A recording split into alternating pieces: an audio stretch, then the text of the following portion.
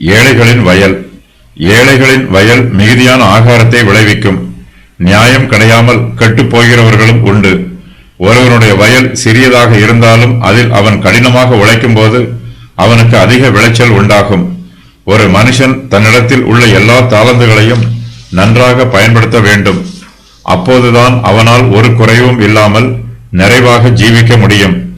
ஏழைகளின் வயல் மிகுதியான ஆகாரத்தை விளைவிக்கும். அவனுடைய வயல் கொஞ்சமாக இருந்தாலும் அந்த வயலில் அவன் உண்மையாய் உழைக்க வேண்டும். சிறுக விதைக்கிறவன் சிறுக அறுப்பான், பெருக விதைக்கிறவன் பெருக அறுப்பான். தன்னுடைய நிலம் சிறியதாக இருந்தாலும் அந்த நிலத்திற்கு சொந்தக்காரன் தன்னுடைய நிலத்தில் உண்மையாய் உழைக்க வேண்டும், கடினமாய் உழைக்க வேண்டும். கர்த்தர் அவனை ஆசீர்வதிப்பார், அவனுடைய நிலத்தின் விளைச்சலையும் ஆசீர்வதிப்பார். நம்முடைய நிலத்தின் அளவு கொஞ்சமாக இருந்தாலும் நாம் ஞானமாக பயிரிட்டு காரிய சமர்த்தராய் உழைக்க வேண்டும். நம்முடைய நிலம் எவ்வளவு அதிகமாக இருந்தாலும் அதில் எப்படி பயிரிடுகிறோம் என்பது மிகவும் முக்கியமானது.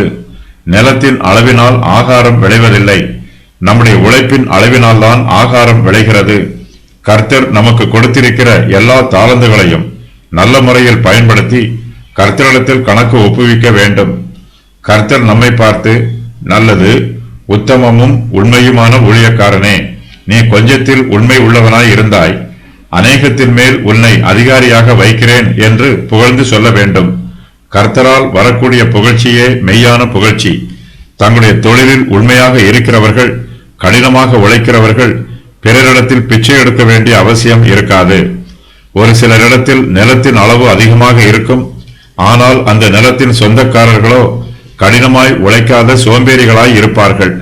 நிலத்தை கொத்தி பராமரிக்காவிட்டால் அந்த நிலம் பாழாய் போய்விடும், அதில் முள் முளைத்து விவசாயத்திற்கு பிரயோஜனமற்றதாகிவிடும். நம்மிடத்தில் அளவுக்கு அதிகமான ஐஸ்வர்யமும் சம்பத்தும் இருக்கும்போது அவற்றை முழுமையாக பராமரிப்பது சிரமமானதுதான். நம்மால் எவ்வளவு வேலையை நேர்த்தியாக செய்ய முடியுமோ அவ்வளவு வேலையை மாத்திரமே ஒப்புக்கொள்ள வேண்டும். ஒரு சிலர் தங்களுடைய திராணிக்கு மிஞ்சிய காரியங்களில் தங்களை ஈடுபடுத்திக் கொள்கிறார்கள். செல்லும் செலவை கணக்கு பார்க்காமல் தாராளமாகவும் தாறுமாறாகவும் செலவு பண்ணுகிறார்கள். தேவைக்கு அதிகமான வேலைக்காரர்களை பணிக்கு அமர்த்துகிறார்கள். முடிவில் அவர்களுக்கு சம்பளம் கொடுக்க முடியாமல் திணறுகிறார்கள். விசுவாசிகளிடத்தில் நிர்வாக திறமை இருக்க வேண்டும்.